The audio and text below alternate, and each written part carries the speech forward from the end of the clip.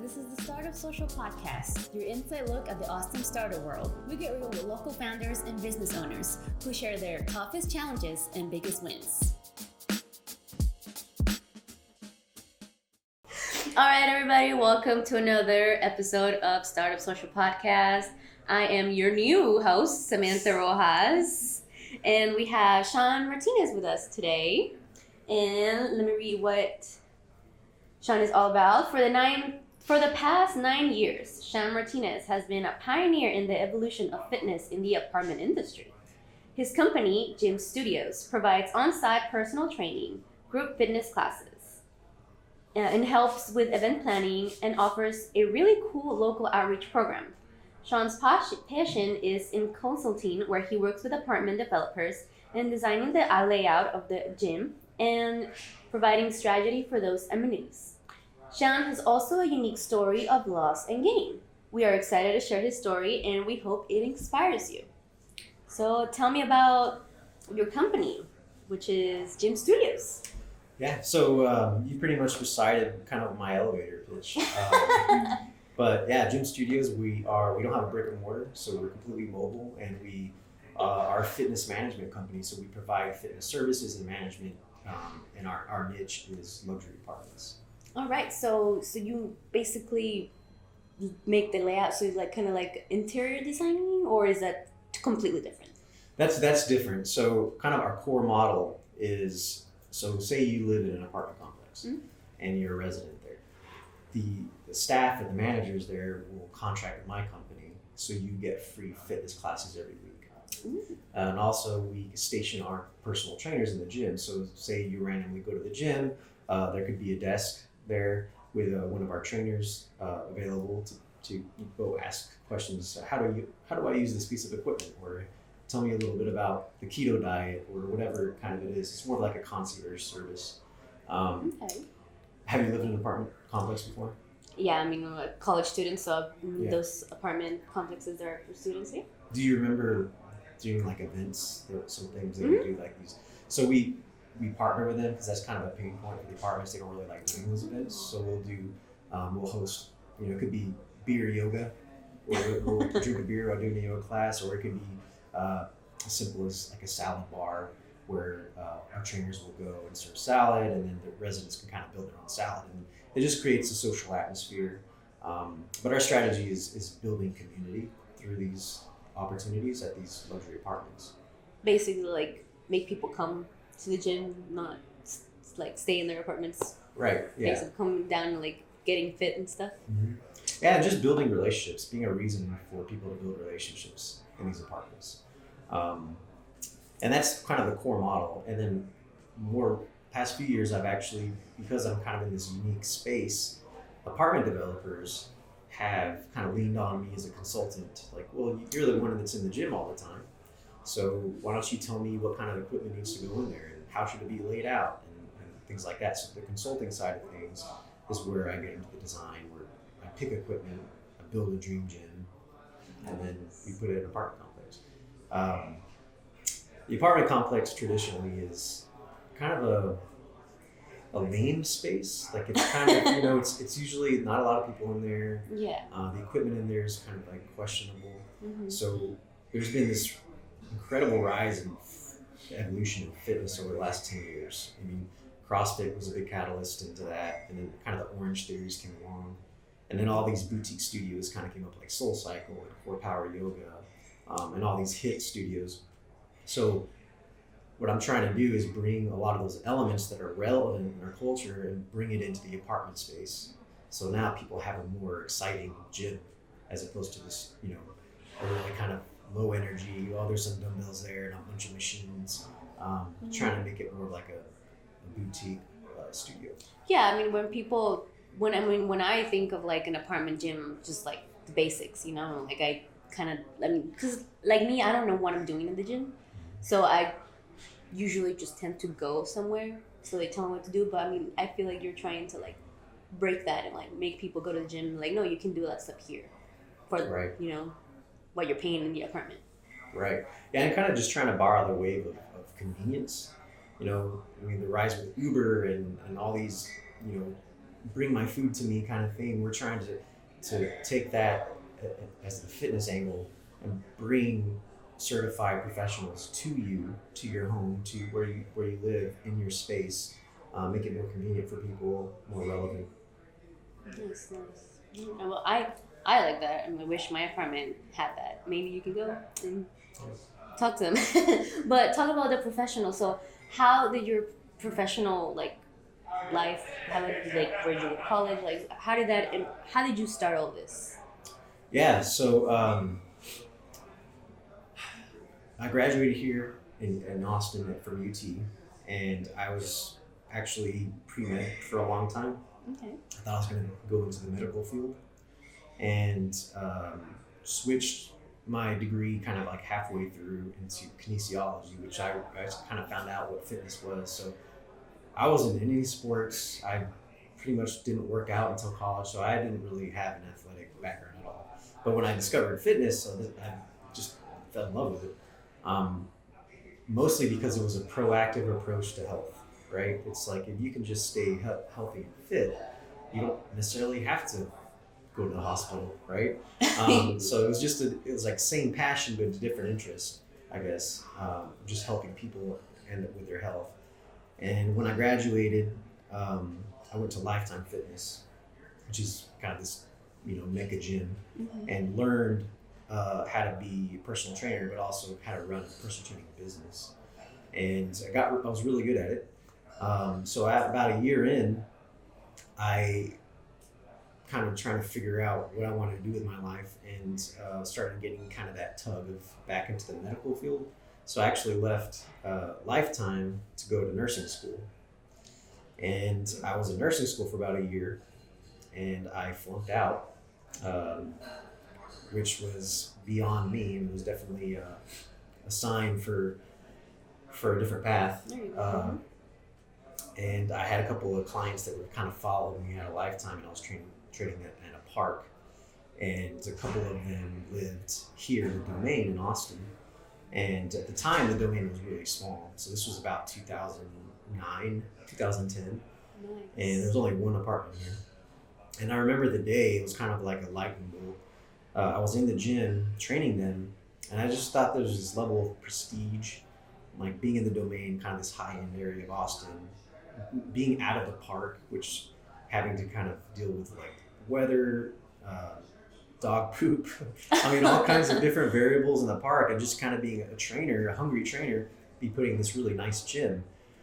And I remember there being a lot of trainers in the gym when I was in there, like 3 or 4 other trainers. And it was super territorial. It was almost like, hey, this is my space. These are my dumbbells. Like, it could have just been so much better. But there was almost like this clash, and I felt like that energy could be felt by everyone else in the gym. So it was just kind of this uncomfortable environment. You don't want that. So that was kind of my light bulb moment of, man, this could be cool. This could be, if we could package this and formalize this of having a trainer in a gym, I feel like it's a win for everybody. So the next apartment complex that popped up in the Domain, I went and pitched them like, hey, I'm a fitness professional. I would like to train my clients in your gym.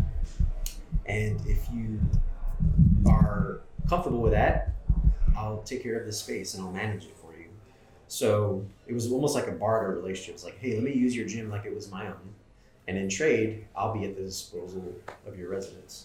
So it ended up, they liked the idea, liked the concept, and I started getting a lot of clients there. And it got to the point where I was turning away business, so I went and hired my first assistant. And she was really helpful because she was a little more extroverted than I was. So we grew, we got really good reputation there.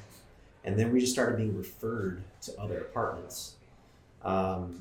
And then I think it was 2016, I want to say, is when we just kind of blew up. I mean, we just started being referred to other communities all over Austin. An apartment developer took us to Arizona. So we started going to different territories. And then I saw a rise of competition, which, it was, when I first started the company, it was super easy. It was like I'd walk into an apartment complex, leasing office, be like, this is what I do. They're like, this is amazing. It's so unique and genius. And I would love to offer this to my residents, but now so many trainers are basically barking up these trees. So I've had to just stay innovative and relevant and add on the things that you said in the beginning of event management, group classes, and local outreach and all that stuff. So that's kind of like on a high level, the evolution of where it got to today. And you mentioned the consulting is because I'm in the unique space now. Apartment developers kind of lean towards me on a more one-on-one level of helping design the space. Nice. So all of that started right here in the domain. Yep. Nice. Yeah, it all started right here. Just by, I mean, the demand of like having people come to you and like wanting for you to train them, and then just blew it up into this whole thing. Yeah. I mean, Wow. I really think that the domain in itself is this incredible real estate story. So riding the wave of the domain, I think, was kind of a catalyst of helping us. And Austin being such a great spot for entrepreneurs and growth, and I definitely feel like that was a variable in being a successful startup. I mean, I feel like a lot of startups here in the domain, like they grow and like it's, a lot of things start here. Mm-hmm. So you mentioned other competitors trying to like, I guess they saw what you were doing to somebody else and like, oh, well, I'm gonna start doing this. So tell me, like, was that a down for you, or like how did you manage with that? How did you start getting more, unique and like doing your own thing, making it different from all the other stuff that's out there? Yeah, I mean, I think at the beginning I didn't really know what competition was because I was somewhat of a pioneer in this concept. So it was easy, like I said, to just pitch this and people would buy into it. But as I think the apartments started blowing up, in Austin, kind of in specific areas in the U.S., it became an obvious target for trainers to go train people that live in their apartments or go offer a boot camp at the apartments. So because I was one of the first, we have more of an elaborate operation. So we're basically the most expensive version of this.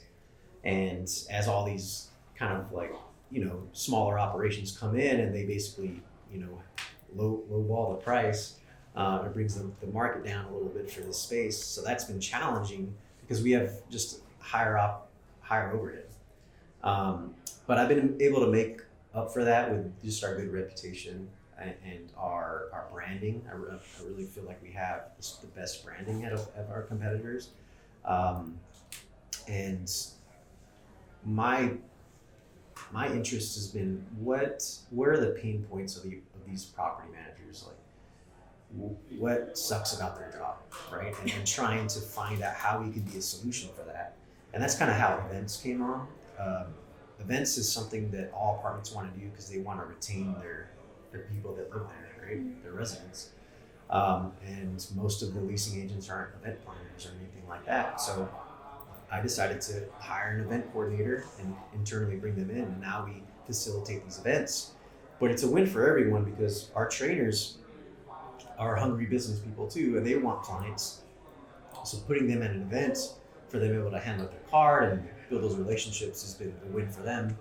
Our instructors that teach the classes, they want more bodies in their classes. So putting them in the event to recruit for the classes. And then we're contributing to that need of retention, right, for the staff and the manager wanting these events to be successful.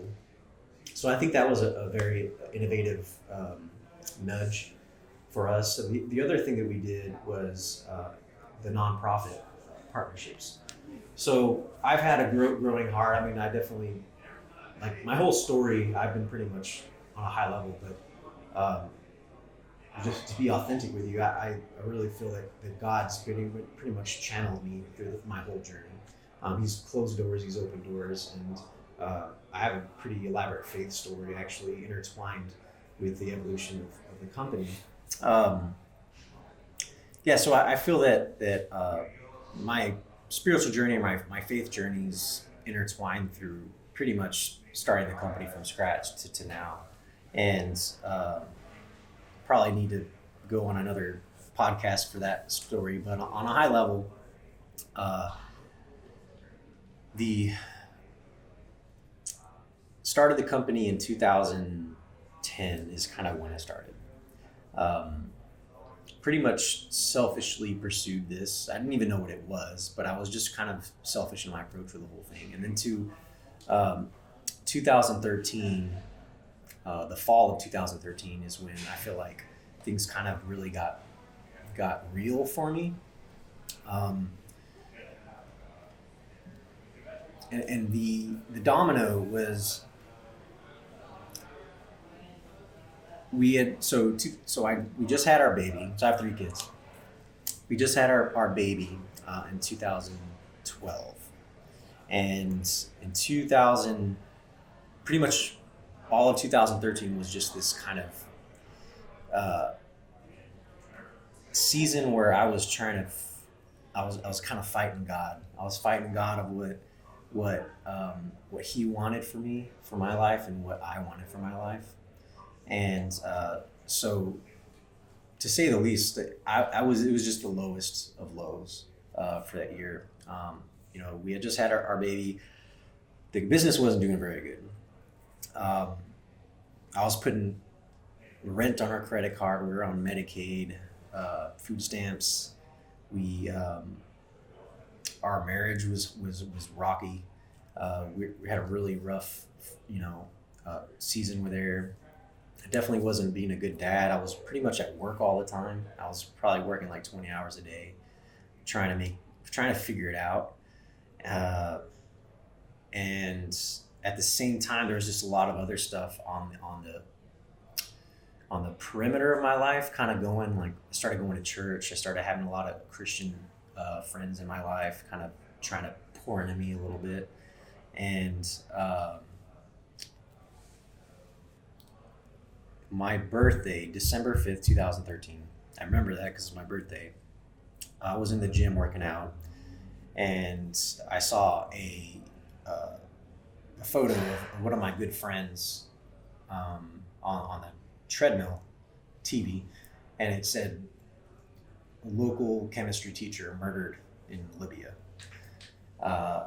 And it was my buddy Ronnie Smith. And Ronnie Smith was a pastor at the Austin Stone Church, which I started going to, and he also became a really good friend of mine. And he was kind of one of the guys, one of the few people in my life that was kind of trying to pour into me, So he died. He was killed in Libya. And that was kind of the moment. That was kind of the turning point for me, where I had this, like, beyond me reality check of, you need to live your life not for yourself. So when he died, I just kind of started running after my faith, running after Jesus. And through that, I found what it meant to live a selfless life. And through a selfless posture, things kind of started falling in place. I started becoming a better dad, a better husband, a better friend, and a better entrepreneur. So being able to kind of come outside myself as I looked at the lens, through the lens of my company, I think I was able to love others better, which meant that I actually cared for the people that were working for me. And then have this kind of veil lifted of, this is a gift. This company is a gift. It's and I should steward it well. So what am I doing for greater impact, for greater good? And the reality was, we're very intimately put in all of these apartments, right? So in Austin, we have 17 locations, and we're so intimately put. How are we impacting that community for the good? How are we changing lives? How are we really doing that? So about 2016 or so, I started kind of venturing into nonprofit partnerships. So we started partnering with our first nonprofit. They're called Total City Sports. And what they do is they help underprivileged youth get plugged into athletic programming. So the specific branch we partnered with is the volleyball branch. And they help underprivileged girls like from the ages of like 10 to 16, to get plugged into club volleyball level programming that's traditionally is super expensive. I mean, this is the kind of training and programming that you would go to college and get a scholarship with. So we're able to connect with these underprivileged girls that come from, you know, probably the roughest parts of Austin, and provide this club level training for them.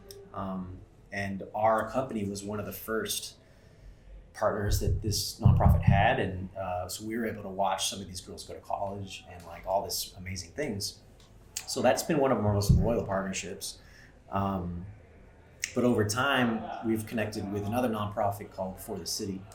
And For the City, what they do is they actually help nonprofits, local nonprofits, just do better, get better impact. And so that was really intriguing to me because there's a lot of people starting nonprofits, but there's so many good ones out there that are doing amazing things.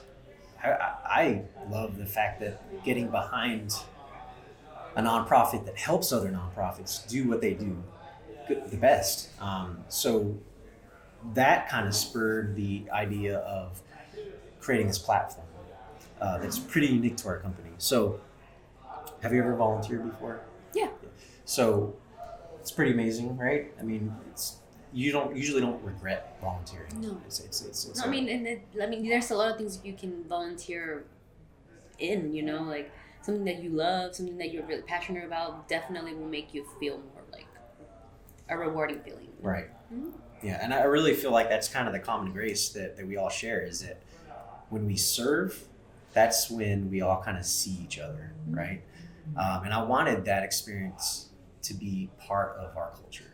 So we created this platform, we licensed this platform, which basically makes volunteering really easy, signing up. So usually the pain points for volunteering is what nonprofit do I partner with? How do I sign up? Is there training? When is the opportunity? There's a lot of these questions that kind of discourage people from volunteering. Mm-hmm. So we've created this platform that basically you go on our website, you click Strength to Serve, and there's all these issues, right? Human trafficking, foster care, homelessness, whatever it is. You click your interests, then what region of Austin you want to serve at, what's your availability, and are you doing it as an individual, are you doing it as a group? So you set all these filters, and then you compile a search, and then it spits out all these opportunities, and then you sign up, and then the nonprofit reaches out to you directly. Cool. So it makes it super easy. But what I like about it, it's a great tool because now I'm encouraging our trainers to do these serve events together for their clients or their instructors to get their yoga class and go do a serve thing together. Mm-hmm. Or the property manager can even use it as a staff building opportunity. But whatever it's used for, the perspective that we're setting is that we're a fitness company, but it's not about going to the gym and getting bigger biceps. It's more than that. It's much more than that. It's about community. It's about health. It's about wellness. It's about creating this movement culture and kind of changing the paradigm there. So that was kind of a very long side tangent, but when we talked about innovation and how to stay more relevant, you know, events and then this nonprofit piece are kind of one of my more recent passions that I feel like has added a tremendous value to what we do. And on a competition standpoint, like a competitor, I mean, I haven't seen anything remotely close to offering something like this. So, yeah. So is this the same as gym studios? Is this on the website and all that? Mm-hmm. Yeah, it's called Strength to Serve. Strength to Serve. And that's a licensed technology that we're partnering with. But the messaging is so powerful. Right? It's because we're a fitness company. We have the most healthy and fit people in our culture. So using your strength to serve the weak is the message that we want to put out there. Right. I like that. And did it transition? Well, from what you mentioned, it transitioned into that. So when you first started Gym Studios, your mindset was just focused on getting people healthy, right? In this setting, what you were doing with the apartments. And then you kind of had a life moment that actually transitioned it more to where it is right now. Yeah. What did they take it from for you personally? Did they take it from being a business owner to something that I'm actually passionate about, or I'm able to add some on to it that I'm passionate about? Because I don't believe that business owner, entrepreneur, regardless of your success, I don't believe that it's always something you're passionate about. There may be something in it that you enjoy the most, but there's something that may not have to be to do with like the core of what people see that you're passionate about. Yeah. So what was the transition for you for that from when you started to where it is now? Yeah. I mean, the word that kind of popped in my head when you're asking me is purpose. Yeah. You know, I just think I found my purpose. I found that, I mean, running a company, like I said, it's a gift. So how do you be a good steward of that gift? But so much more than that. Because if you don't find purpose, it's like, what the heck are you doing? Yeah. Right? Like what? Because it's really not about money. I mean, I guess for some people it is. Yeah. But it's really about impact and like, because if you're not doing something impactful, you're wasting your time. And that was kind of like this reality check for me is I know it's an ambitious goal, but my vision is that Gym Studios is so impactful to these apartment communities that if we leave, like the people will feel it. Yeah. Right. And not because it's trainers, it's more of like this like untangible presence that we're like adding this like culture, this healthy culture to. But yeah, and I think it was just that posture of like I always had this desire to help people, but it was selfishly. Yeah, it was like, a selfish motivation. Right. Or even if you don't want to use the word selfish, there wasn't a whole bigger purpose to it. Right. For your mom. Right. So how do you make that type of culture reflect throughout, like as you expand? Like how do you keep that same culture from place to place? Yeah, that's I don't have that figured out. Let's be honest. What's wrong with that? That's the challenge, to be honest. Because it's hard enough to do that if you're like a Fortune 500 company and you have, you know, 2,000 employees. You got all the resources. You have employees, and they're full time. They're required to be there. You can have meetings, and you have more of a environment to build culture. But what I have 3 employees and 75 contractors. Yeah. Legally, it cannot require the contractors to come to meetings. Yeah. And so you take that environment and they're like, okay, let's build this like amazing, loving culture. It's so hard. So, and you know, like my faith story, you know, obviously I'm not shy about talking about Jesus and my faith, but I also have to be, you know, respectful to people, and I don't ever want to come across as me trying to push my religious views on people. So I have to be very choosy how I talk and respectful and gentle with that. Yeah. So the way I've made up for that is just walk the walk. I mean, if people see me living this life of humility and they see me loving and just having integrity and this nonprofit stuff, my hope is that they see my faith rather than hear it. And I guess that's kind of my answer to your question, is like I'm just praying that my actions do the work. Yeah. You know? So your energy reflects on everyone else, so they understand the standards they understand the expectations. All right. Especially. That is true. It's very hard. It's hard to create a certain culture for the things you're trying to resonate, period. But if you got it and you're across 75 people, honestly, it doesn't matter if they're contractors or if they're employees. Yeah. It's difficult. It is. Because you have to assess the actual person versus, even when you choose as an example yourself, you have to assess the people to make sure everything's around. Yeah. And I don't have it figured out, man. I building a team and like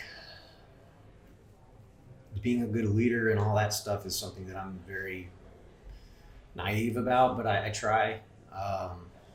and I think we've come a long way. Like I'm much less of an idiot than I was like a couple years ago. But like trying to come up with like just common values. I mean, like every company, that the cliche is having a mission statement, and all that, but really having values that are people can just like without talking about them, they kind of feel it, you know. And we're working on that. We're working on so when we hire someone, those values are very transparent. I was like, one of the books I'm actually going through with my core management team is a book called The Ideal Team Player. And it's really good. It basically boils down to 3 values: hungry, humble, and smart. And I really love that because it's simple, but it's very holistic. I mean, hungry is you're motivated, but in a healthy way. Humble is, you know, it's a C.S. Lewis quote. Hopefully I don't mess it up here. Selflessness is not thinking less of yourself, but it's thinking of yourself less. Yeah. I literally just read that last night. I love that. Like last night I read that. I did. Because I'm on I actually did this myself, like my own podcast. And I was saying how I recently read the book Ego is the Enemy. And it really it gives you an understanding of like, it has a lot to do with being humble. But not like you said, not thinking less of yourself, but having a very clear understanding of there's no steps in anything that you have that's an accomplishment that there wasn't somebody or some bodies that had a huge role to do with it. Yeah. And it wasn't me. Yeah. So that's a huge part of it. The book was so good I want to read it again. Yeah. It keeps you in a certain mind frame. Yeah, I gotta check that one out. Yeah, ego is a poison, man. It is. And it's difficult. I have an ego. I do come off as a very humble person, but I have a sports background. Yeah. Like you have to have an ego, especially if you have a sports background. And then even as business owners, entrepreneurs, honestly, when you start to have success, it creates an ego. Not all the time within yourself, but because, like I was mentioning when I did the podcast, like other people start to give you praise. So for me, even before I read the book, I started reverting everything else back to everybody else that helps me. Yep. And not focusing on me. Yeah. Because we're human beings. And the more like praise and people give to you about stuff, it's gonna stroke your ego. We're humans, and so it helps you stay level. Yeah. I mean, but I think there's a difference between having an ego and being like, you know, no, not conceited. Having like self, what's that word? Like thinking too much of yourself, like thinking it's all hold on. You see the difference between having an ego and being self-confidence. Yeah, and having self-confidence. Like I don't think if you would have an ego, I feel like you would be like, yeah, I'm the best, and nobody else is like. I do say we're the best. I got a t-shirt. Yeah, but like you don't say it in like a mean way, me. like saying like nobody else can do what we do, Not like belittling. Yeah. Like you're self-confident that you know like we're the best. Yeah, there are other companies that do the same thing, but we're the best because of this. Yeah. Like having an ego to me just seems like a bad word. Yeah. You know? Is there a thin line for you with that, Shawn? I mean, yeah, you guys kind of touched on it. I feel like ego versus, you know, confidence. You know, there's a threshold because you do need confidence, and like that's Definitely. easy to lose sometimes. Like, and I have my own insecurities as a leader and as a CEO, and I'm pretty much in charge of the growth of the company. So I need to have confidence, and it's usually the times that I don't, where I'm not doing what I need to be doing. So it's kind of like that very like fine line of not having an ego, I guess, but also having like confidence and courage. It's all about balance. Yeah. All right. So, you know, what's next? Do you have anything coming up or any new projects? Yeah, I mean, we have a lot of big things kind of in the works. You know, I'm actually for the first time in the process of being evaluated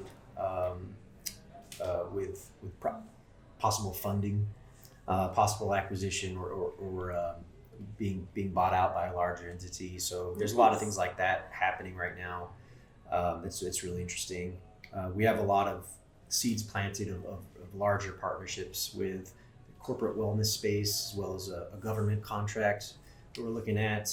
And I have super ambitious strategies of just taking it nationally, being the biggest and best version of this concept all across the U.S., franchising us out, things like that.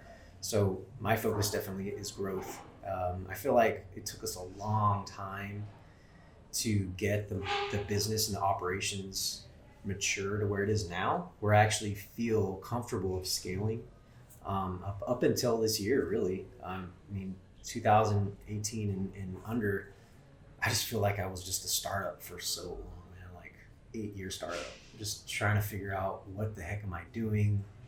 How do I build a team? How do I lead? How do I have operations? Like, it was just a lot of figuring it out. And part of that is honestly just me being inefficient and kind of stupid. I mean, I'm the guy that, if I want a mountain bike, I'm the guy that just drives to Austin Bicycle Sports Shop and just goes and picks one, as opposed to doing a month of research and figuring things out. I'm just kind of, I learn by failing.